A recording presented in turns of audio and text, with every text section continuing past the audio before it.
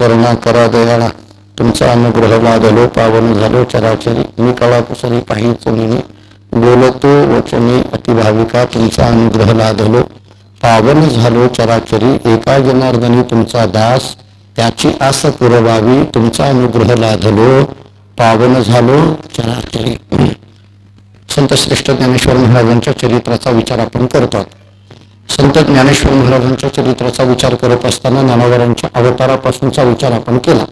ज्ञानोबरांचा अवतार ज्या कुळामध्ये झालेला आहे तो खूप अत्यंत पवित्र आहे अशा पद्धतीने पाठीमागे आपण चिंतन करून आलो. पवित्र तो कुळ पावन तो देश जेथे हरीचे रास जन्म घेते आणि ते कुळाची पवित्रता जी सांगितली जाते ती हरिहर पंतांपासून कशी आली ती अगदी ज्ञानोबरांपर्यंत कशा पद्धतीने ही कुळ पवित्रता आहे याचा विचार आपण पाठीमागे केला. नंतर ज्ञान देव शब्दाचे अर्थ काही आपण बघितले. त्याच्यातला ज्ञान म्हणजे काय, न म्हणजे काय, दे म्हणजे काय, व म्हणजे काय आणि त्या अक्षरांची प्रचिती सध्या काळामध्ये कशा पद्धतीने येत आहे याचा विचार आपल्याला करता येण्यासारखा आहे. कारण ज्ञानदेव या शब्दामध्ये जे सांगितलेला ज्ञा आहे ना, ज्ञानदेव शब्दामध्ये सांगितलेला जो न आहे ना, ज्ञानदेव शब्दामध्ये सांगितलेला जो दे आहे ना आणि ज्ञानदेव शब्दामध्ये सांगितलेला जो व आहे ना याचा विचार करत असताना ज्ञा या शब्दाचा विचार करताना ज्ञानाज्ञान विरहित ब्रह्मप्राप्तीची संज्ञा असं नाथ महाराजांनी वर्णन केलेलं आहे. म्हणजे ज्ञान आणि अज्ञान विरहित असे जी ब्रह्मतत्व आहे त्या ब्रह्मतत्वाला जी संज्ञा आहे ना ती संज्ञा म्हणजे ज्ञा आहे. म्हणजे थोडक्यात काय, ज्ञानदेव शब्दातला ज्ञा हे अक्षर काय जाणून देतं आम्हाला, ज्ञान आणि अज्ञानाच्या पलीकडे घेऊन जातं. ज्ञानदेव शब्दातला जो ज्ञा हे अक्षर आहे हे ज्ञा हे अक्षर अज्ञानाच्या तर पलीकडे घेऊनच जातं. त्याच्यात काही नवल नाही. अज्ञानाची निवृत्ती तर करतं पण अज्ञान गेल्यानंतर येणारं जे ज्ञान आहे ना त्या ज्ञानाची सुद्धा निवृत्ती करतं. का, अज्ञानातून तरी अहंकारच निर्माण होतो आणि ज्ञानातून तरी अहंकारच निर्माण होतो. आपण मागे याच्यावर थोडस मागे काही वर्षापूर्वी आपण बोललोय. ज्ञानोबरांचे शब्द जे हरिपाठातले आहेत का नाही, जाणीव नेणीव भगवंती नाही, याच्यातली नेणीव तर नाहीच नाही पण जाणीव सुद्धा राहिली नाही. ज्ञानदेव शब्दातला ज्ञा काय करून देतो तर आमचं अज्ञानही निवृत्त करतो आणि ज्ञानही निवृत्त करतो. ऐका, आपलं अज्ञानही जावं आणि ज्ञानही जावं. अज्ञान आणि ज्ञानाच्या पलीकडे असलेली जी निराकार ब्रह्मस्वरूपाची अवस्था आहे ती अवस्था म्हणजे परमतत्व आहे. आणि या जाणीवेपर्यंत किंवा या अवस्थेपर्यंत घेऊन जे जातं त्यांचं नाव आहे ज्ञान, त्याचं नाव आहे ज्ञान. म्हणून जुने कीर्तनकार एक उदाहरण द्यायचे. आपल्या कपड्याला घाण लागली, कपड्याला घाण लागल्यानंतर आपण काय करतो, ते निरम्याने किंवा साबणाने ते धुवून काढतो. म्हणजे कपड्याला ती घाण लागल्यानंतर ती धुवून काढतो, बरोबर झालं. मग आता मला असं म्हणायचंय की कपड्याला लागलेली जी घाण आहे ते घाण धुवून काढल्यानंतर तो जो शर्ट किंवा तो जो कपडा आहे ते धोतर असेल, तो शर्ट असेल, जे काही असेल ते असेल, आपण ते तसंच वाळू घालतो का? नाही. आपण काय करतो, परत एकदा असं फडकतो, बरोबर. कपडे धुताना काय करतो, बहुतेक अनुभव नाही काही आहे पण कसं बोलावं असं चाललंय, बाकी काही नाही. कपडे धुताना असं आपण फडकतो. ते का फडकायचं असतं? झालं ना, तुम्ही धुतलाय ना, का द्यायचं? त्याचं कारण असं सांगितलं जातं की तुम्ही त्याला लागलेली घाण काढली, मान्य, परंतु साबण लावत असताना त्या साबणाचा तर तो साबण तरी त्याला लागलं ना. साबणाने काय केलं, त्याची घाण काढली, घाण काढली आणि साबण लागून गेलं. त्याची घाण काढायचं काम साबण करतं पण साबणाचा जो फेस आहे ते फेस लागतो ना, तिथं ते लागतो ना. मग आपण काय करतो, ती घाणही जावी आणि घाण ज्या साबणाने घालवली त्या साबणाचा जो फेस आहे तोही जावा, तरच कपडा स्वच्छ बनायचा. म्हणजे असं कुठं झालं का की घाण काढली, घाण निघाली आहे पण साबणाचा फेस तसाच आहे आणि आपण तसाच कपडा घालायला लागलो, असं कधी होतं का? नाही. तो फेसही निघून जावा. का निघून जावा? अहो, ती फेस सुद्धा एक पद्धतीची घाणच असते. आपण काय म्हणतो, तो जो वर असलेला फेस आहे तो सुद्धा एक पद्धतीची काय घाणच आहे. म्हणजे काय केलं जातं, ती घाण काढणं म्हणजे अज्ञानाची निवृत्ती. ज्या साबणाने काढली, ज्या ज्ञानाने निवृत्ती केली ते ज्ञान तरी चिटकून राहतं, म्हणून त्या ज्ञानाची निवृत्ती व्हावी, अज्ञानाची निवृत्ती व्हावी आणि ज्ञानाची निवृत्ती व्हावी अशी स्थिती ज्या अक्षराने मानवी जीवनामध्ये निर्माण होते त्याचं नाव आहे ज्ञान. त्यामुळे याची प्रचिती आपल्याला ज्ञानोबरांचं चरित्र ऐकताना येते आहे. आता आपण मागे याच्यावर थोडंसं बोललो, पण याच्या प्रचिती आपल्याला कशा कशा पद्धतीने येऊ शकतात. आपण जो प्रवास सगळ्या ज्ञानोबरांचा आता सध्या पाहतो आहोत तो आळंदीहून निघालेले ज्ञानोबर आहे. निवृत्तीनाथ महाराज, ज्ञानेश्वर महाराज, सोपान काका, मुक्ताबाई पैठणला पोहोचले. पैठणमध्ये ते रेड्याच्या मुखातून वेद बोलवला वगैरे वगैरे सगळ्या लीला आपण ऐकून आलो आता. आणि मग तिथून ते शुद्धीपत्र घेतलं. तिथून पुढचा प्रवास नेवासाला आला. नेवासामध्ये आल्यानंतर भगवद्गीता नावाच्या ग्रंथावर भावार्थ दीपिका लिहिली.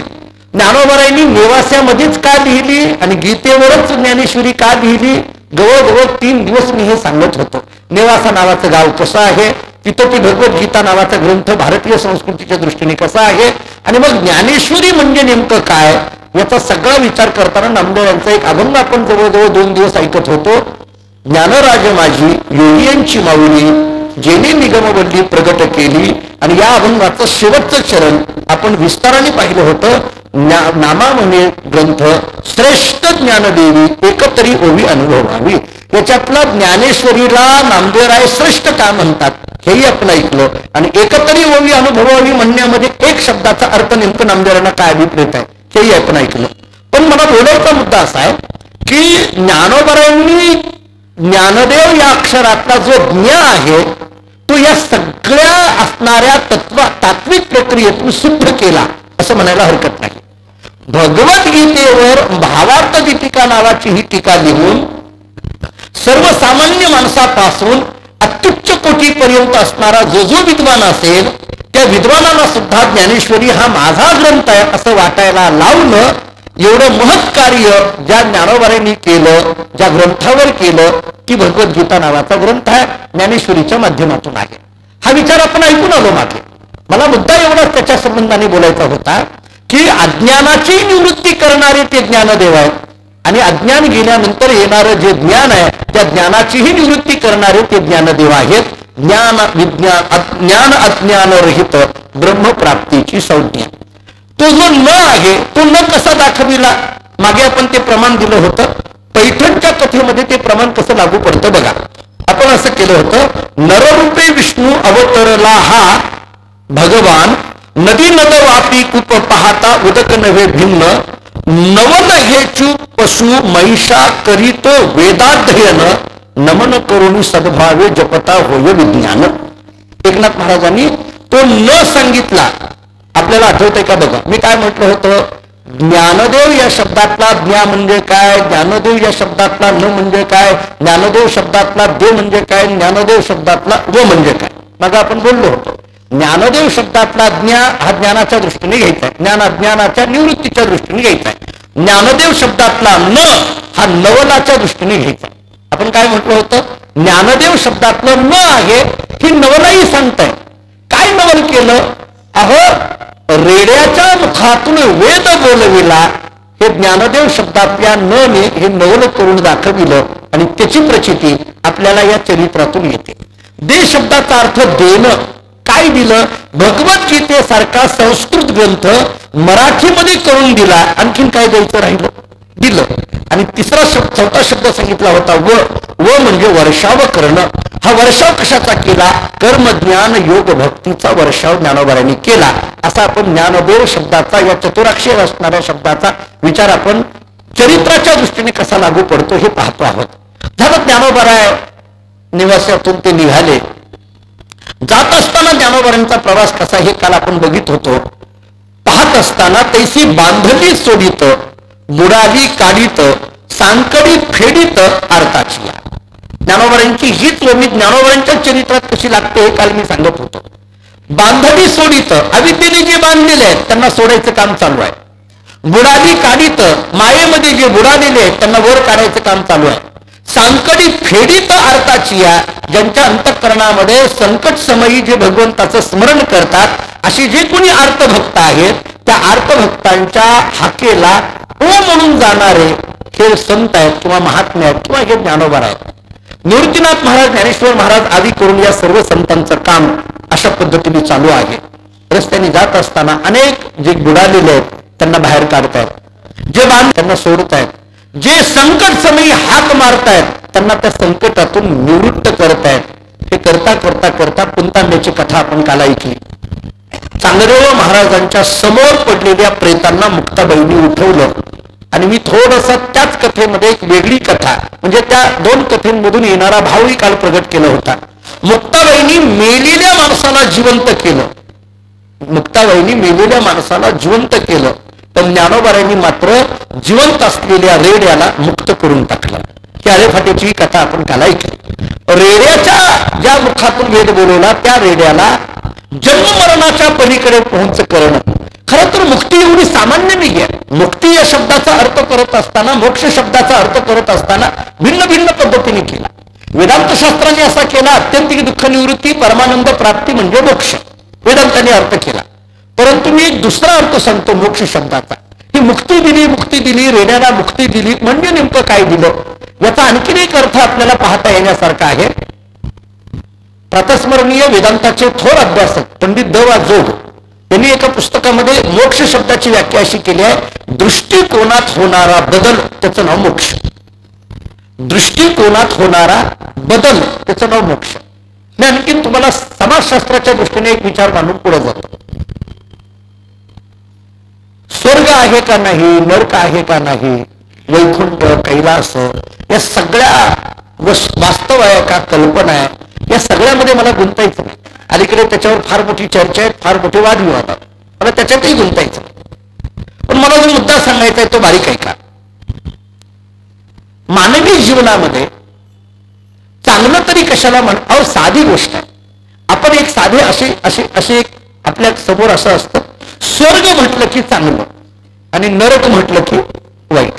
एक आपल्या कानावर असं आहे लोक बोलताना असं बोलता म्हणतील हे केलं ना स्वर्गाला जाता हे नरकाला जाशील असं आपण म्हणतो.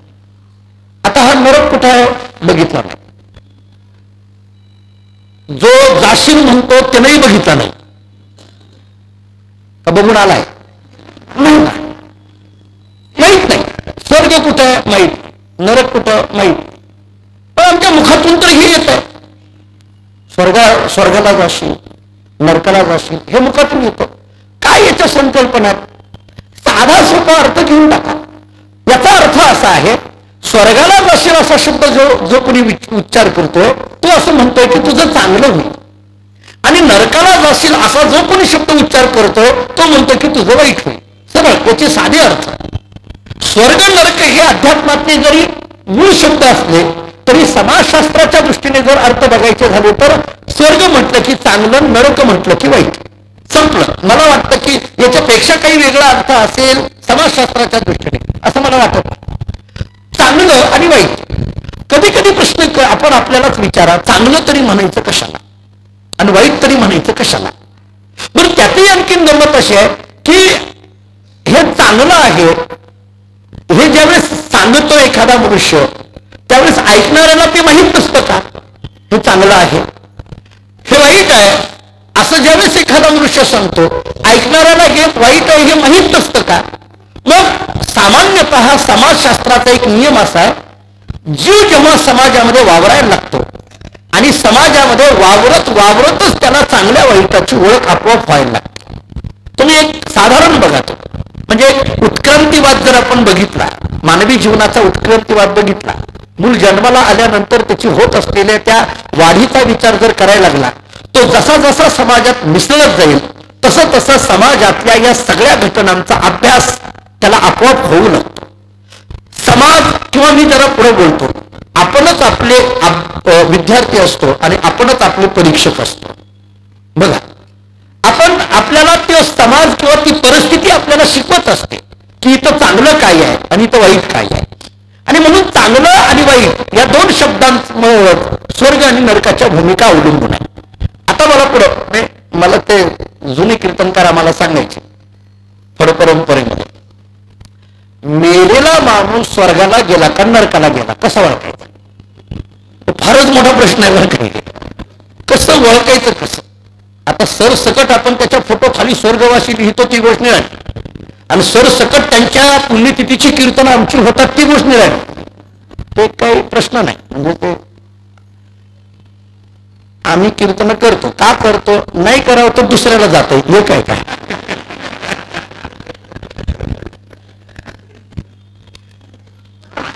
परमादरणीय हरिभक्तीपरायण भागवत महाराज कबीर आज आपल्या प्रवचन मालेमध्ये उपस्थित आहे.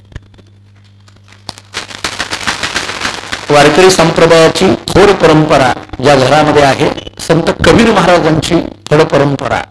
माझ्या माहितीप्रमाणे आपण सगळे वार्षिकर भाग्यवान आहोत की कबीर महाराजांचं नाव हे वारकरी संप्रदायाच्या इतिहासामध्ये अग्रक्रमाने घेतलं जातं.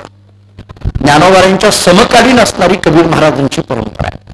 नामदेवरायांच्या समकालीन असणारी ही कबीर महाराजांची परंपरा आहे. ज्ञानोबारायांचं नामदेवरायांचं चरित्र चिंतन करताना कबीर महाराजांचं नाव घ्यावंच लागतं.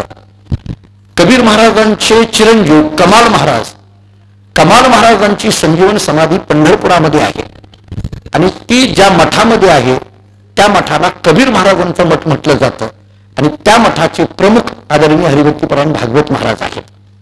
ते माझे जिवलग मित्र आहेत. आपल्या बार्शीकरांना सगळ्यांना ते माहीत आहे.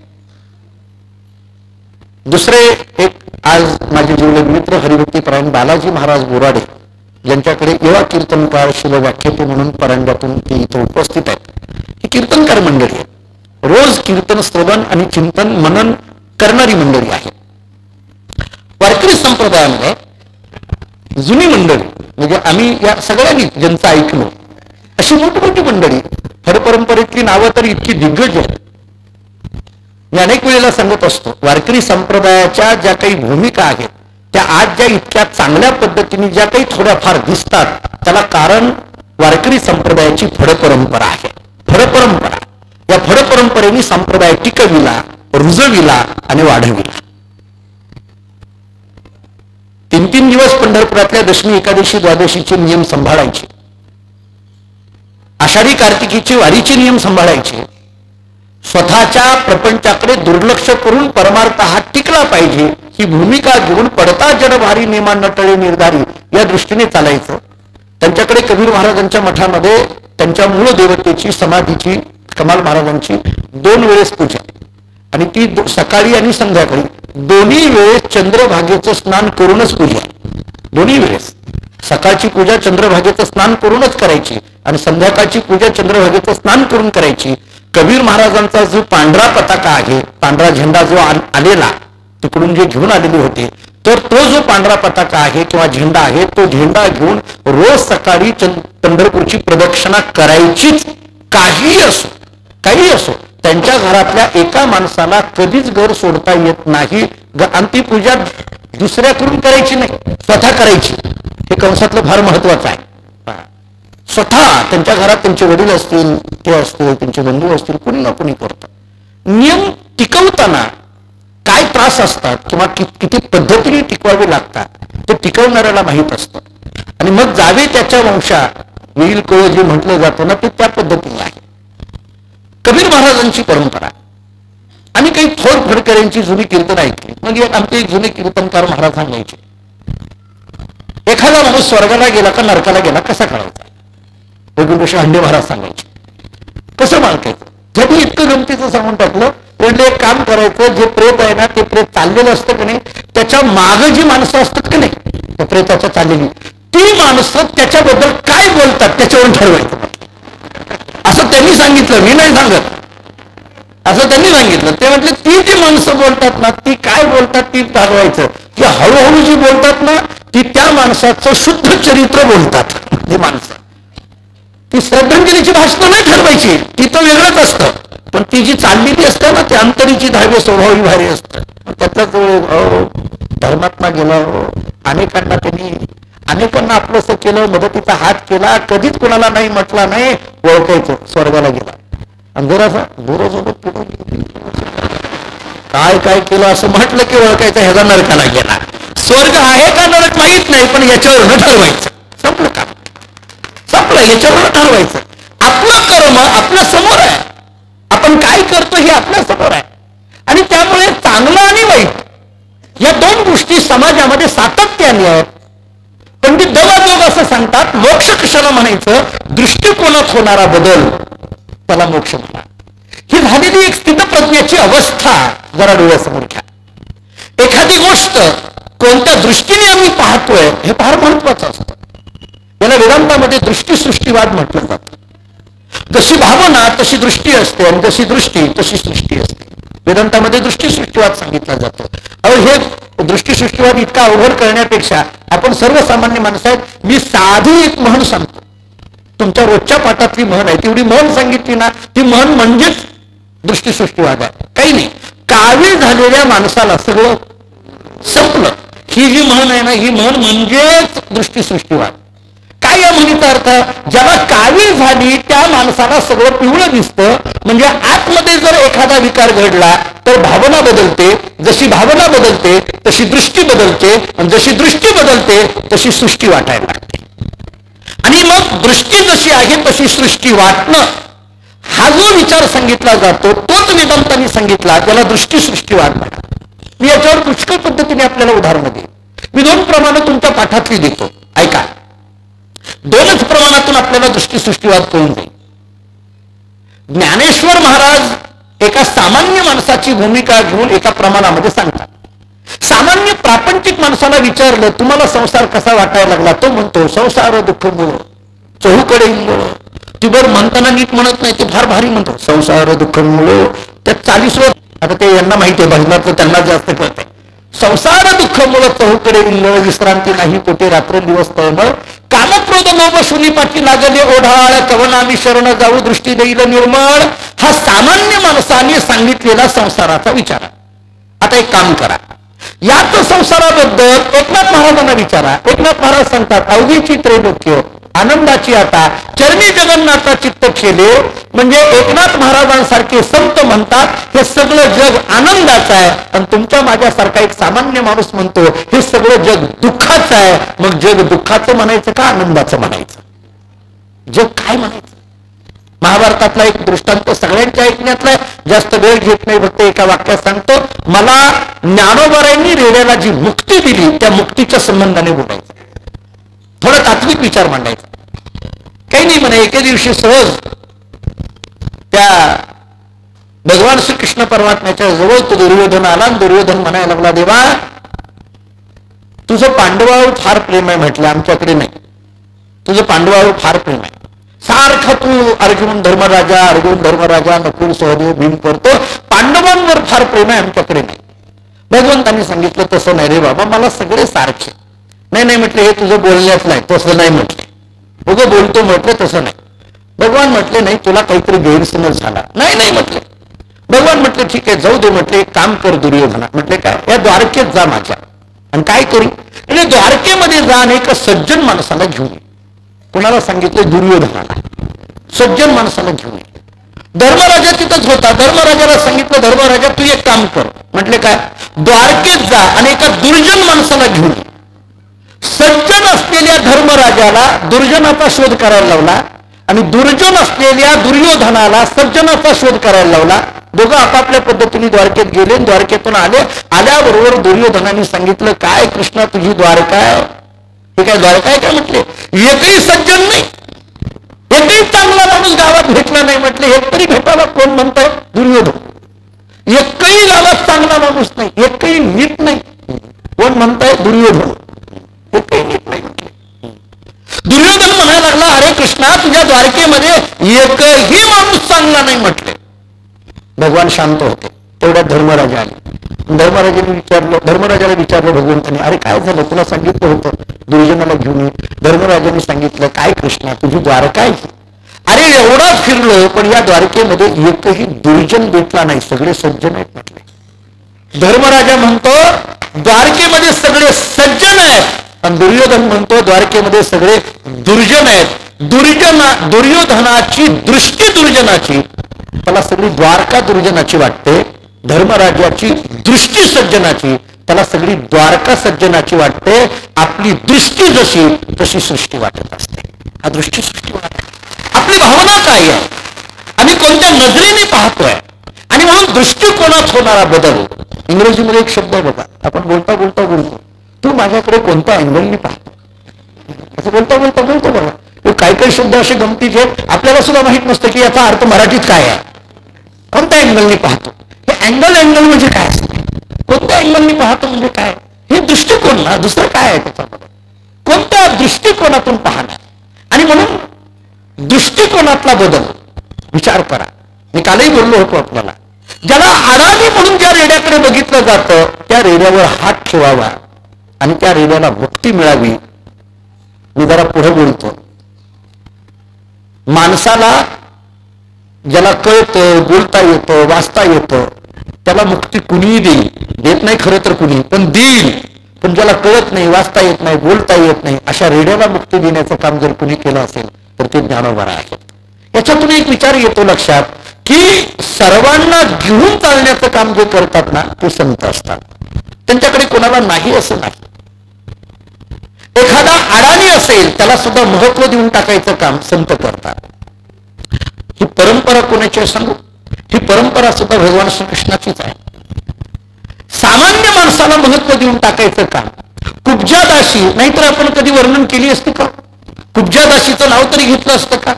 पण भगवंतांनी तिला अधिकार एवढा देऊन टाकला की आजही हजारो वर्ष झालो तिचं नाव आम्ही घेतो. एरवी शबरीचं कुणी नाव घेतलं असतं का? काय शबरीला विचारलं असतं मला सांगा. मी परवा कीर्तनात बोललो, काय शबरीला एवढं आपण महत्व दिलं असतं. परंतु आज अशी परिस्थिती आहे, शबरीचं नाव घेतल्याशिवाय रामायण पूर्णच होत नाही.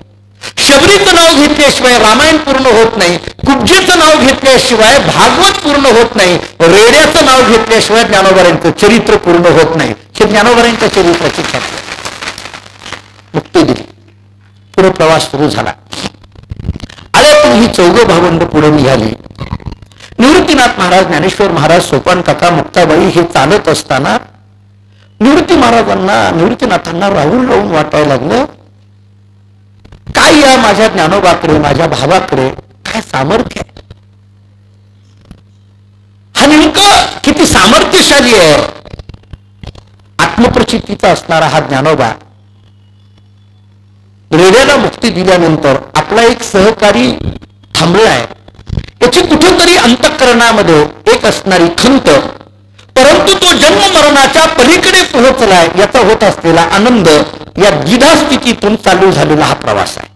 आळ्यातून पुढला प्रवास.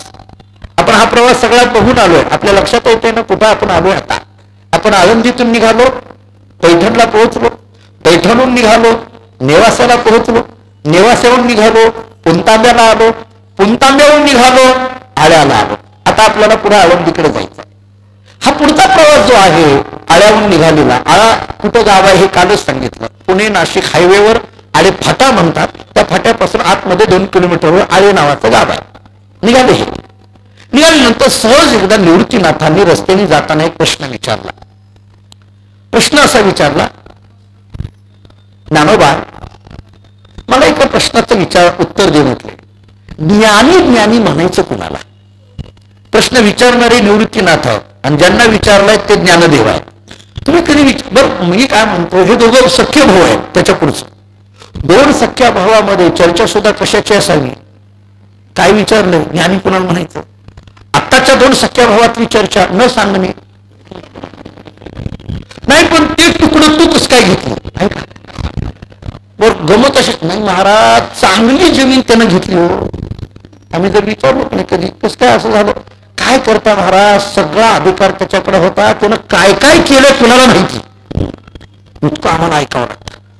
पण इथं मात्र निवृत्तीनाथ महाराज आहे आणि दुसरे ज्ञानोबा आहेत. आणि निवृत्तीनाथांनी सहज ज्ञानोबांना विचारलं, ज्ञानी कुणाला म्हणायचं?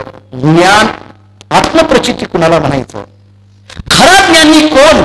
बरं हा प्रश्न तरी का? कारण अलीकडल्या काळामध्ये कुणीही ज्ञानी म्हणून घ्यायला लागलं. ज्ञानाचा अवलंब करणं सोपं असतं, पण ज्ञानामध्ये जगणं कठीण असतं. ऐका, ज्ञानाचा अवलंब करणं सोपं असतं. मी ज्ञानी म्हणून घेणं अलीकडल्या काळामध्ये सोपंच होतं. परंतु वास्तवता, वस्तुस्थिती, मी काय मागे एकदा बोललो, योग वसिष्ठामध्ये वसिष्ठांनी प्रभू रामचंद्रांना उपदेश करताना असं सांगितलेलं आहे, ज्ञानवान एव बलवान, ज्ञानवान एव जीवती, ज्ञानवान एव सुखवान, तस्मात ज्ञानमयो भव. वसिष्ठांनी सांगितलं ज्ञानमयो भव. खरा ज्ञानी कोण आहे सांग म्हटले. कोण आहे खरा ज्ञानी? कुणाला म्हणता येईल? ज्ञानोबांनी जो अभंग सांगितला तो फार महत्वाचा आहे.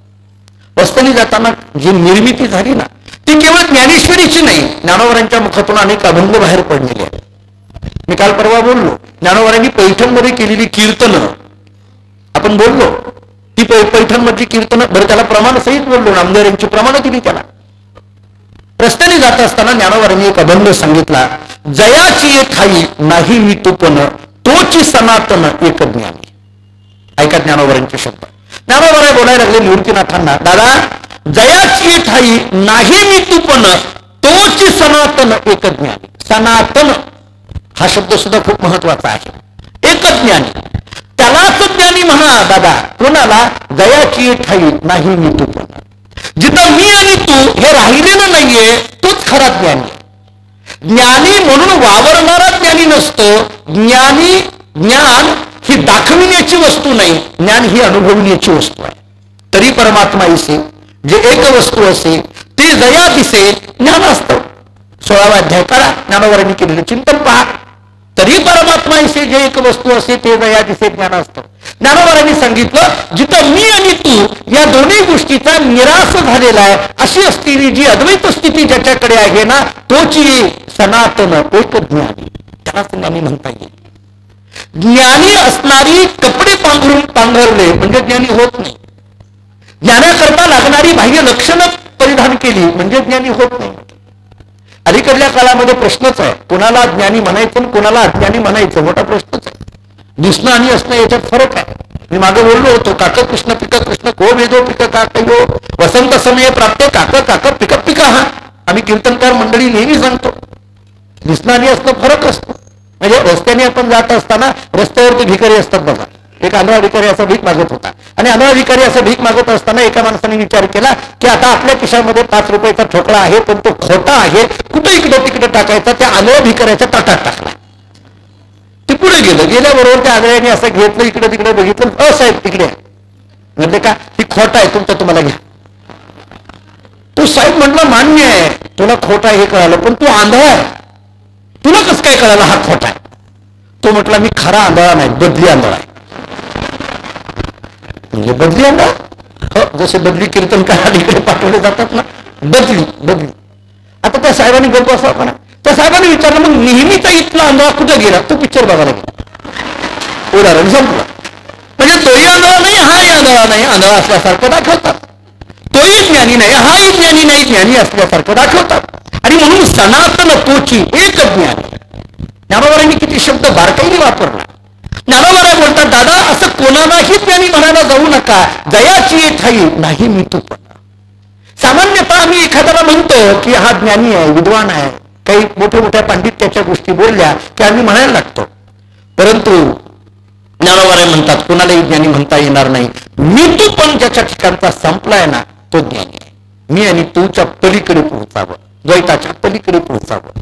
माणसाला वेदांतामध्ये याला अहम अध्यास आणि मम अध्यास म्हटलं जातं. मी माझं आणि मी तू याच्या पलीकडे पोहोच. अहम अध्यास आणि मम अध्यास, आत्मस्वरूपाच्या ठिकाणी केलेला अहमचा अध्यास, आत्मस्वरूपाच्या ठिकाणी केलेला ममचा अध्यास. अध्यास या शब्दाचा अर्थ तसं नसून तसं वाटणं. अतस्मिन तत्बुद्धी ही अध्यास. अध्यासाचं लक्षण जगद्गुरु अद्वैत शंकराचार्यांनी ब्रह्मसूत्र भाष्यामध्ये करून टाकलेलं आहे. अतस्मिन तत्बुद्धी ही तसं नसताना तसं वाटणं, म्हणजे आत्मस्वरूपाच्या ठिकाणी अहम नसताना अहम वाटणं, आत्मस्वरूपाच्या ठिकाणी मम नसताना मम वाटणं, आत्मस्वरूपाच्या ठिकाणी मीपणा नसताना मीपणा वाटायला लागला, आत्मस्वरूपाच्या ठिकाणी माझेपणा नसताना माझेपणा वाटायला लागला. आणि हा मी आणि माझेपणा जोपर्यंत आहे तोपर्यंत त्या परमतत्वापासून आम्ही कोसो दूर असतो. ते तिथंच आहे, परंतु त्याच्यामध्ये असलेला मिंदूपणाचं हे जे द्वैत आहे, हे द्वैत जोपर्यंत आहे तोपर्यंत अद्वैताचा साक्षात्कार होत नाही. अद्वैत मुळात आणखीन पुढे बोलतो, अद्वैताचा साक्षात्कार करून घेण्याकरता काही वेगळं करायची गरज नसते. आपल्या ठिकाणी असलेलं द्वैत ज्या क्षणी निवृत्त होतं तो क्षण म्हणजे अद्वैताच्या साक्षात्काराचा आहे. वेगळा अद्वैतवाद नाहीयेच. मी परवा बोललो आपल्याला एक शब्दाने अद्वैत कसं असतं ते. अद्वैत शब्दाचा विचार करताना असाच केलेला आहे. आणि मग ज्ञानोबांनी ती लक्षणं सांगावं. जयाची ठाई नाही मी तुपन, तेची सनातन एक ज्ञानी, धैर्याचे मंडप तेची स्तंभ झाले, कोंभजे निघाले परिणाम. ज्ञानोबा सांगतात असा आहे तो ज्ञानी म्हणजे धैर्याचं एक मंडप आहे असं म्हणायला हरकत नाही. नव्हे नव्हे ब्रह्मस्वरूपाचं ते एक कोंभ आहे असं म्हणायला हरकत नाही. तो जे ज्ञानी आहे त्याच्यावरून लक्षात घ्या की जे ब्रह्मतत्व सांगितलं जातं ते हेच आहे, वेगळं नाही. आपण मागे एकदा बोललो होतो, उमटती ठसे ब्रह्मप्राप्ती अंगी दिसे. त्याच्या ठिकाणी दिसून आलेली जे ठसे आहेत त्या ठस्यावरनं ओळखायचं की इथं ब्रह्मतत्व आहे. ती ठसे सांगताना मी अनेकदा सांगत असतो, अभिन्नता, अभयरूपता, अजन्मस्थिती, अनन्यता आणि आनंद रूपता. भेद नाही सर्वात्मना नारायणा तुझ मज, आम्हा हरिच्या दासा काही भय नाही त्रिलोकी, तुका म्हणे नव्हे परती तुझ्या दर्शने मागुती, किंवा आम्हा विठ्ठल एक देव एरावगेची वाव, किंवा आनंदाचे दोघी आनंद तरंग, या स्थितीमध्ये गेलेले जी महात्मा आहे तोची एक सनातन ज्ञान. एवढ्यावर ज्ञानोबाला थांबत नाही. क्षेत्रज्ञ संन्यास घेतला श्रीहरी, तेथून या दुरी नवजीची, रायाची संगती घडता निमिष, तरी होती वश अष्टसिद्धी, धाले तेची पूर्ण कीर ब्रह्मानंद. एक शेवटचं चरण महत्वाचं सांगतो फक्त, धाले तेची पूर्ण कीर ब्रह्मानंदे, ज्ञानेश्वर बोध बोधी येले. ज्ञानोबा सांगतात हा बोध कशाला म्हणायचं, धाले तेची पूर्ण कीर ब्रह्मानंद. आत्मस्वरूपाच्या ज्ञानाने झालेली जी तृप्ती आहे ती तृप्ती या जीवाला ब्रह्मानंदाच्या स्वरूपामध्ये पोच करते. ज्ञानोबा म्हणतात माझ्या जीवनामध्ये माझ्या सद्गुरूंच्या कृपेने ही तृप्ती प्राप्त झाली, कारण माझ्या सद्गुरूंनी माझ्यावर केलेला जो बोध आहे त्या बोधाने त्या ब्रह्मानंदाच्या स्वरूपाला मी पोहोच झालो. आणि त्या ब्रह्मानंदाच्या स्वरूपाला पोहोच झाल्यामुळे जयाची ठाई नाही मी तुपन, तोची सनातन एक ज्ञानी. या स्थितीमध्ये ज्ञानोबांचा प्रवास आहे. हा प्रवास करत करत करत हे सगळी मंडळी चाकण मार्गे आळंदीत येतात. आळंदीमध्ये आली, सायंकाळची वेळ होती. इंद्रायणीचं दर्शन घेतलं, इंद्रायणीचं स्नान केलं, सिद्धेश्वराचं दर्शन केलं. आणि दर्शन करून आपण ज्या झोपडीमध्ये सिद्धबेटाच्या राहत होतो, आपल्या आई वडिलांच्या समवेत राहत होतो, त्या झोपडीमध्येच हे राहायला गेले. दुसऱ्या दिवशी काही मंडळींनी पाहिलं की ही विठ्ठलपंताची म्हणजे संन्यासाची पोरं आलेली आहेत. जवळजवळ हा 4-5 वर्षाचा मधला कालावधी गेलेला. वयाच्या अवघ्या 8व्या वर्षी निवृत्तीनाथ महाराज तिथून निघून गेलेले आणि मग 5-6 वर्षानंतर पुन्हा आळंदीत आलेले. हा सगळा प्रवास करून आळंदीहून निघालेला प्रवास, पैठणहून निघालेला नेवासा, नेवासेहून असलेला पुणतांबा, पुणतांब्याहून असलेला आळे, आळेहून असलेलं चाकण मार्गे आळंदी. सगळ्या चरित्रकारांनी हाच प्रवासाचा मार्ग दाखवला. आणि मग आल्यानंतर आळंदीमध्ये आल्यानंतर दुसऱ्या दिवशी ही बातमी कळते. मग अदवा तदवा बोलायला सुरुवात होते. पैठणमधल्या घडलेल्या घटना यांच्या कानावर असताना सुद्धा यांना मात्र आणखीनही निवृत्तीनाथ महाराज ज्ञानेश्वर महाराजांबद्दल प्रेम निर्माण नाही. आळंदीतला वर्ग आणखीन तसाच आहे, तसाच आहे. कोणी काय चर्चा कराव्या, परंतु आता एका विशिष्ट स्थितीला पोहोचलेले हे सगळे चारही भावंड असल्यामुळे त्या चर्चांचा आणि त्या शब्दांचा भडीमार कोणत्याही पद्धतीच्या मनावर होत नाहीये. आपलं जे वडिलांनी सांगितलेलं कर्म आहे ते नित्य करणं, इंद्रायणीचं स्नान, सिद्धेश्वराचं दर्शन, चौघामधलं कुणीतरी माधुगिरी रोज मागायला जायचं आणि ती माधुगिरी चौघांनी मिळून खायची आणि आपलं जे अध्ययन आहे, चिंतन आहे, श्रवण आहे त्याच्यामध्ये रममान व्हायचं. हा सगळा क्रम चालू आहे. आणि याच्यामध्ये आणखीन एक महत्वाची घटना घडून जाते. आणखीन एक पात्र जवळजवळ अनेकांकडून दुर्लक्षित असलेलं पण महत्वाचं असलेलं पात्र बऱ्यापैकी संत चरित्रामध्ये फारशा ठिकाणी दिसून येत नाही आणि त्या पात्राचं नाव आहे भोजलिंग काका. आता हे बहुतेक अनेक ठिकाणी जोडी चरित्र आपल्याकडे गद्य स्वरूपातली आहेत. बहुतांशी कुणी त्यांना फार न्याय दिलाय असं मला वाटत नाही. परंतु भोजलिंग काका नावाचं एक व्यक्तिमत्व ज्ञानोबांच्या चरित्रामध्ये अत्यंत महत्वाचं आहे. आता हे भोजलिंग काका मूळ कोण होते, कुठून आले होते, या सगळ्यापेक्षा सुद्धा भोजलिंग काका हे विठ्ठलपंतांचे त्या काळातले सहकारी होते असाही उल्लेख आलेला आहे. तुम्ही आळंदीला गेल्यानंतर ज्ञानेश्वर महाराजांच्या समाधीच्या जवळ पलीकडे एक छोटी समाधी दाखवली जाते आणि ती समाधी म्हणजे भोजलिंग काकांची समाधी. त्याचं भोजलिंग काकांच्या नावावर 1-2च वाक्याचं चरित्र आहे आणि ते म्हणजे काय, विठ्ठलपंत आणि रुक्मिणीच्या नंतर जेव्हा ही मुलं अनाथ झाली आणि जेव्हा शुद्धीपत्र घेण्याकरता पैठणला गेली, पैठण आणि नेवासाचा प्रवास करून माघारी आली आणि माघारी आल्यानंतर आळंदीमध्ये त्या चारही मुलांना जर कोणी आधार दिला असेल तर ते आधार देणारं नाव म्हणजे भोजलिंग काका होते. त्या चारही मुलांना जवळ घेतलं, या चारही मुलांना आधार देण्याचं काम केलं. प्रसंगानं त्यांना काही उपदेश केले शब्दांचे सामान्यतः, कारण त्याचाही असं आहे नंतरच्या आयुष्यामध्ये भोजलिंग काकांना तत्वज्ञानाचा उपदेश झाला तो ज्ञानोबरायांकडूनच, असाही पुढे उल्लेख आहे. परंतु व्यवहाराच्या दृष्टीने जे महत्वाचे सल्ला देणे असतं ते देण्याचं काम किंवा त्यांच्या पाठीमागं कुणीतरी उभा राहण्याचं काम जे केलं ते भोजलिंग काकांनी. परंतु हे सगळं चाललेलं असायचं. एके दिवशी ज्ञानोबराय भिक्षा मागण्याकरता गेले. मला कधी कधी ज्ञानोबरायांचं चरित्र वाचताना असं वाटतं की ज्या ज्ञानोबरायांनी भगवद्गीतेवर ज्ञानेश्वरी सारखा अगाध ग्रंथ जगाच्या समोर दिला, 700 वर्ष झालं आमच्यासारखे कित्येक कीर्तनकार प्रवचनकार रोज ज्ञानेश्वरीवर प्रवचन करूनही आम्हाला ती ज्ञानेश्वरी आणखीन सामान्यताही कळाली नाही. इतका आघात ज्या ज्ञानोबरायांकडे आहे त्या ज्ञानोबरांना मात्र रोज सकाळी उठावं आणि भिक्षा मागावी लागत होती. रोज भिक्षा मागायला जावं लागायचं ज्ञानोबरांना. एके दिवशी भिक्षा मागायला निघाले. त्या गावातला एक कर्मठ ब्राह्मण तो कुठल्या तरी एका कामाला निघाला होता.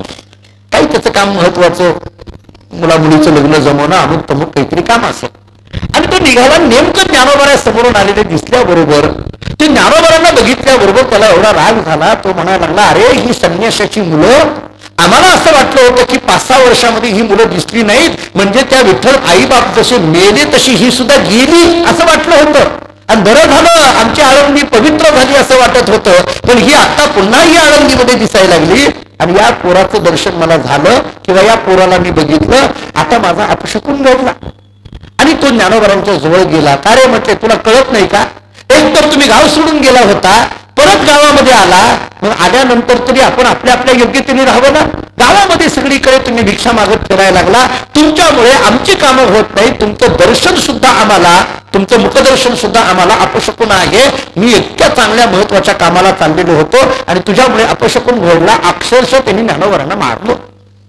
ज्ञानोबरांना मारलं एवढंच नाही, त्यांची झोळी फाडून घेतली, ते सगळं पीठ रस्त्यावर विस्कटून टाकलं, झोळीचे तुकडे तुकडे केले, ज्ञानोबरांना ढकलून दिलं आणि परत इथं पुढं दिसायचं नाही. ज्ञानोबराय खाली मान घालतात, एकही शब्द बोलत नाही. इतका त्रास होऊनही काही बोलायचं नाही. मला कधी कधी ज्ञानोबरायांचं हे जीवन चरित्र वाचताना नाथ महाराजांनी केलेली प्रशांत शब्दाची व्याख्या आठवते. जरी प्राणांत केला अपकार, जरी प्राणांत केला अपकार, तरी नमने हा दुष्ट न अपकार्या करी अतिउपकार प्रशांता प्रकार याना. नाथ भागवत आम्हाला सांगतात शांतता या शब्दाचा अर्थ काय. प्राण जाईपर्यंत जरी एखाद्याने अपकार केला तरी नमने हा दुष्ट न. अरे रस्त्याने बर केलं काय होतं, भिक्षा मागितली, काही कुणाच्या घरचं चोरून आणलं नाही.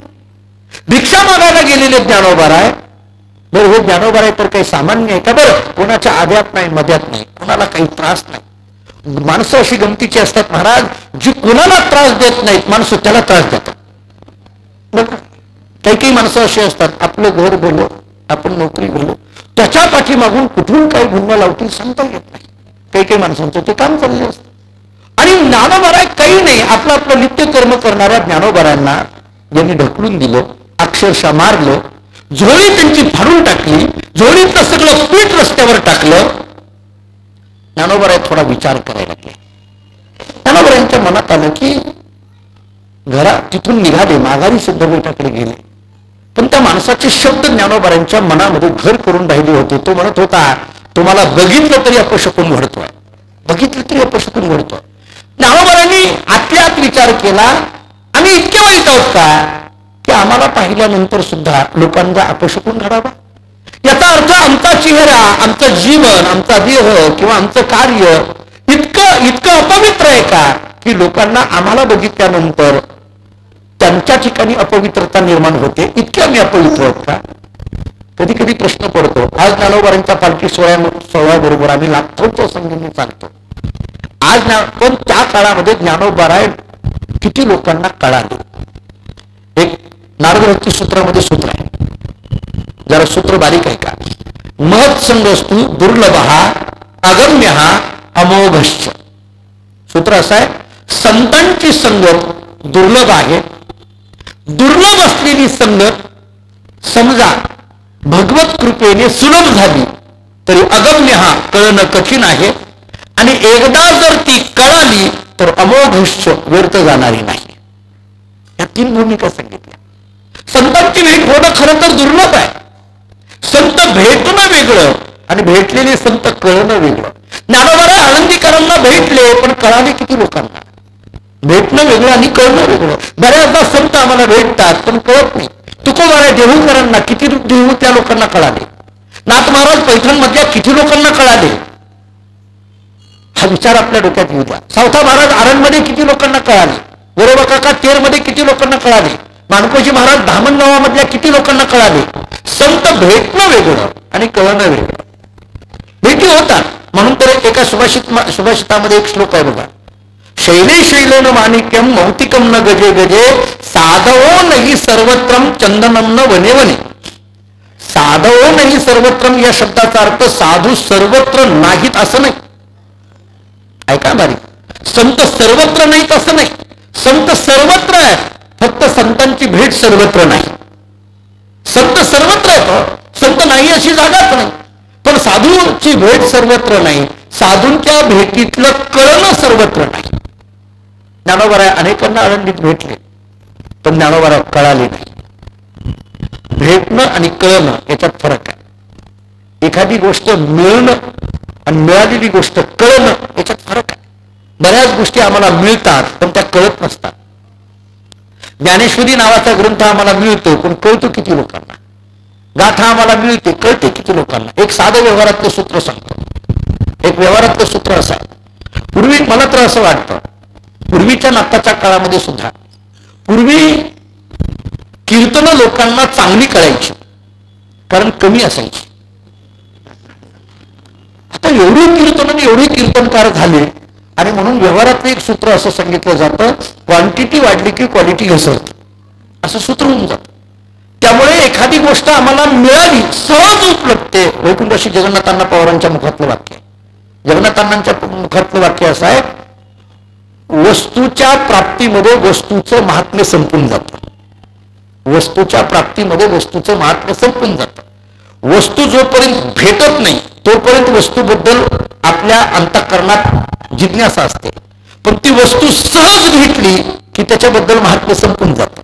बघा तुम्ही कोणती गोष्ट सहज ज्ञानोबा सहज भेटले. यांना सहज भेटले, त्या लोकांनी त्रास दिला. ज्ञानोबा विचार करतात काय करावं. सहन करावं पण सहनशीलतेची सुद्धा एक परिसीमा असते.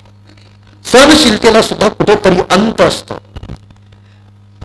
ज्ञानेश्वर महाराजांनी विचार केला, जर आमचा चेहरा सुद्धा लोकांना अपशकून ठरतोय, आमचं जीवन सुद्धा लोकांना अपशकून ठरतंय, लोकांनी आम्हाला असं म्हणावं की तुम्ही गावात यायचं नाही, तुम्ही वावरायचं नाही, आमच्या समोर यायचं नाही, स्पर्श तर लांबच राहिला, आम्हाला स्पर्श कोणी करत नाही.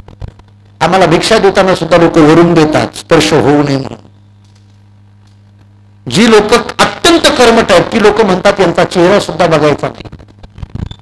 ज्ञानोबा विचार करतात आत्मतत्व सगळ्याचं सारखं आहे.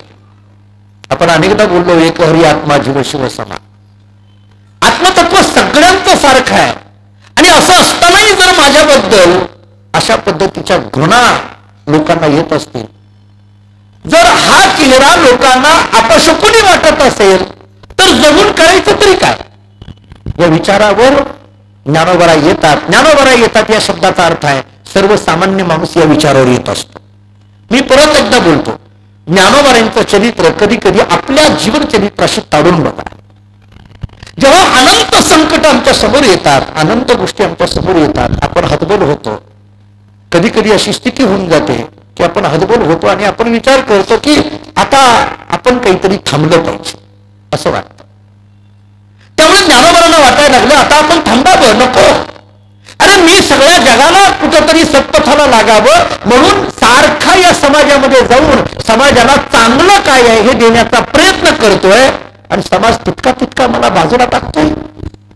मी त्यांच्या जवळ जाण्याचा प्रयत्न करतोय आणि ती माणसं मात्र मला ढकलून देत आहेत, मला जवळ घ्यायला तयार नाहीये, मला हे बोलवत नाहीयेत, मी स्वतःहून जातोय, तरी सुद्धा यांना माझ्याबद्दल यांना प्रेम नाहीये. मग ज्या वेळेस आपल्या अनेकांतामध्ये अशी जर स्थिती होत असेल तर आपण थांबलं पाहिजे, जगून तरी करायचं काय. थोडे उद्विग्न झाले. मला कधी कधी प्रश्न पडतो, ज्ञानोबारासारखा महात्मा सुद्धा जर या समाजाकडे बघून उद्विग्न होत असेल तर तुमच्या आमच्यासारख्याची काय गत होत असेल. आम्ही कधी कधी उद्विग्न होतो नाही असं नाही. संसारातले चढ उतार इतके विचित्र असतात माणसाच्या जीवनामध्ये आणि ते मनावर इतक्या पद्धतीने प्रहार करतात की आम्हाला सुद्धा हतबल करून टाकतात. कधी कधी आपण असं म्हणतो, अहो एवढा माणूस हा मोठा, त्यानं इतकं सगळं केलं. जुनी माणसं म्हणायची बघा, अहो हा हत्तीसारखा माणूस पण शेळी झाला म्हणतात का नाही बघा. होतं घरामध्ये. करता माणूस असा असतो तरी कित्येक संकटांना तोंड दिलेलं असतं, पण कधी कधी असा हतबल होऊन जातो. मी थोडं आणखीन बारीक बोलू याच्यामध्ये, वाईट वाटून घेऊ नका. करता माणूस बाहेरशी खूप लढत असतो, पण जेव्हा कधी कधी आपलीच माणसं आपल्याला त्रास देतात तेव्हा मात्र तो माणूस हतबल होऊन जातो. बघा तुम्ही, आपलीच माणसं म्हणतात, महाराज बाकी कोणी येऊ द्यावं, मी त्याला 2 हात करायला तयार आहे, पण माझंच पोरगं माझं ऐकत नसेल तर काय करू मी, माझीच बायको जर माझं ऐकत नसेल तर काय करू मी, माझी मुलगी माझं ऐकत नसेल तर काय करू मी. आणि तो हतबल होऊन जातो. माणूस जो गांजून जातो किंवा माणूस जो खिन्न होतो ना, त्या माणसाला खिन्नता आणण्याचं काम बऱ्याचदा त्याचं मन ज्याच्यात जडलंय तिथं असतं. तिथं ममत्व जडलेलं असतं, तिथं प्रेम जडलेलं असतं. ज्ञानोबाराय मला वाटतं या दृष्टीने खिन्न झाले. मी आणखीन पुढे बोलतो. ज्ञानोबाराय खिन्न झाले म्हणजे ज्ञानोबाराय खिन्न झाले नाही, ज्ञानोबारांना काही खिन्न व्हायची गरज आहे. जे ज्ञानच आहे ते कधी खिन्न होत नसतं. पण ज्ञानोबारायांनी याच्यातून दाखवून दिलं की कधी कधी एखादा माणूस सुद्धा या समाजाने केलेल्या त्रासाने किती खिन्न होऊ शकतो, याच्याकरता ज्ञानोबारायांनी केलेली ही एक लीला आहे. या दृष्टीने बघा, ज्ञानोबारायांनी केलेली एक लीला आहे. एरवी ज्ञानोबाराय खिन्न हा शब्दही नाही. मी आणखीन पुढे बोलतो, उद्विग्न झाले. जरा आणखीन सामान्य शब्द वापरतो, समाजाचा ज्ञानोबारायांना राग आला. आता हा शब्द ज्ञानोबारायांकडे लागू शकत नाही, पण या कथेला अनुषंगाने आपल्याला त्याच्या भोवती फिरावं लागेल. राग येतो माणसाला, कधी कधी राग येतो महाराज, राग येतो म्हणा किंवा अगदी सामान्य शब्द सांगतो, माणूस वैतागून जातो. वैताग शब्द जरा जास्त जवळचा आपल्याला, नाहीतरी आपण वैतागूनच वैतागतो माणूस. कधी कधी तो असं म्हणतो, हे बघ तू नीट बोलला तर मी प्रवचनाला जाईल, बरोबर बोलतो का नाही. हा वैतागून येतो आपण. आणि मग इथं कुणी, आता इथं मला सांगा, इथं कुणी त्रास देतो का, इथं काही कुणी बोलतं का, इथं काय कुणीतरी कोण काय बोलतं का, काही नाही महाराज. कोणी कुठं त्रास देत नाही. बरं जाऊ द्या, एवढ्या 1 तासाभरामध्ये तुम्हाला कुणी म्हटलं का भाजी घेऊन या, म्हटलं का तुम्हाला सांगा. बरं जाऊ द्या, एवढ्या 1 तासामध्ये तुम्हाला कुणी म्हटलंय का चहा करा, मी तरी कधी म्हटलंय का तुम्हाला चहा करा. किती तासभर मला सांगा. आता तुम्ही इतक्या माता भगिनी इतक्या संख्येने काहीतरी बोललो का मी तुम्हाला आतापर्यंत, काहीतरी तुम्हाला मागणी केली का, काय तुम्ही नुसतं ऐका असं कधी म्हटलंय का, म्हणणारही नाही. किती निवांत चाललंय, शांतपणे चाललंय. काही काही बायका तर मला असं म्हणतात, महाराज जरा 2-3 तास करत जा की. हा काही नाही महाराज म्हटले, काही बाकीचा ताण नाही. तर तुम्हाला कोणी म्हटलं एखाद्याचं तरी सुनणं असं तुम्हाला इथं येऊन सांगितलं का, या पोराला घ्या जरा बाहेर जा, म्हणलंय का तुम्ही. आता फक्त इथून जाण्याचीच वेळ आहे. घरी गेल्यावर आयोग झालं का प्रवचन. हो काही काही तर बाय असं म्हणतात, तुम्हालाही काम नाही त्या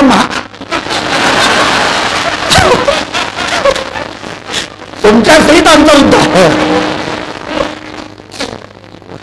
आणि त्याच्याबरोबर तुमचाही उद्धार. ट्रस्टीला काही काम नाही, यांना आणलंय. पण किती आपण शांत आहोत. पण अशा सगळ्या या वातावरणामध्ये असताना सुद्धा कधी कधी प्रपंच असा असतो की तो आम्हाला त्रास देत राहतो. ममत्व असं असतं की ते आम्हाला कुठेतरी खिन्नतेकडे घेऊन जातं. आम्हाला असं वाटतं की या सगळ्या माया जंजाळातून थोडं बाजूला व्हावं. तुमच्या माझ्यासह सगळेजण म्हणतो आपण, थोडं इंग्रजीतला शब्द मुद्दाम वापरतो, रिलॅक्स. कधी कधी विचार करा की हा रिलॅक्स म्हणजे शब्द काय आहे. काय आहे रिलॅक्स. रिलॅक्स या शब्दाचा अर्थ काय. रिलॅक्स हा शब्द शरीराच्या दृष्टीने आहे का मनाच्या दृष्टीने आहे? शरीराला आलेली विश्रांती आणि मनाला आलेली विश्रांती याच्यात फरक असतो. जरा बोलतो, एखाद्या वेळेस आम्हाला शरीराला विश्रांती देणाऱ्या अनेक जागा भेटतील. शरीराला विश्रांती देणाऱ्या आमची ती बेडरूम आहे, आपल्याला वाटतं आमचा तो हॉल आहे, आम्हाला वाटतं तो सोफा आहे, आम्ही बाहेरून झुकून आलेलो असतो आणि त्या सोफ्यावर बसतो. बसल्यानंतर आम्हाला शांत वाटतं, मान्य. आमच्या शरीराला विश्रांती देणाऱ्या या जगामध्ये, प्रपंचामध्ये अनेक जागा आहेत, पण मनाला विश्रांती देणारी एकच जागा आहे, ती म्हणजे मंदिर. तिथं मनाला विश्रांती आहे. भगवंत मंदिर असेल, ज्ञानोबारांचं मंदिर असेल, तुकोबारांचं मंदिर असेल, मंदिर काय करतं? आमच्या मनाला विश्रांती देतं. आमचे वडील गुरुवरे दादा एक वाक्य सांगत असतात, मंदिर मंदिर कशाला म्हणायचं? मंदिर, म एक शब्द आहे, दी एक शब्द आहे, र एक शब्द आहे. ते असं सांगत असतात, म या अक्षराचा अर्थ आहे मन, म या अक्षराचा अर्थ आहे मन, दी या अक्षराचा अर्थ आहे दिव्य आणि र या अक्षराचा अर्थ आहे रममान. म म्हणजे मन, दी म्हणजे दिव्य आणि र म्हणजे रममान. मन दिव्य स्वरूपामध्ये जिथं रममान होतं त्याचं नाव मंदिर. मंदिर शब्दाचा अर्थ मन दिव्य स्वरूपामध्ये जिथं रममान होतं त्याचं नाव मंदिर आहे. आम्ही मंदिरात होतो. खिन्नता आम्हाला कधी कधी बोचत असते. ज्ञानोबांनी विचार केला, मी समाजाच्या समोर जातो आणि समाज मला बाहेर टाकतो. ती झोळी फाटलेली आहे, ते पीठ सांडलेलं आहे. ज्ञानोबा तिथून निघतात. निघाले, आपल्या झोपडीकडे आले. झोपडीकडे आले म्हणजे तिथेही कुठं थांबले नाही. आतमध्ये त्या सिद्धपीठामध्ये पलीकडे गेले.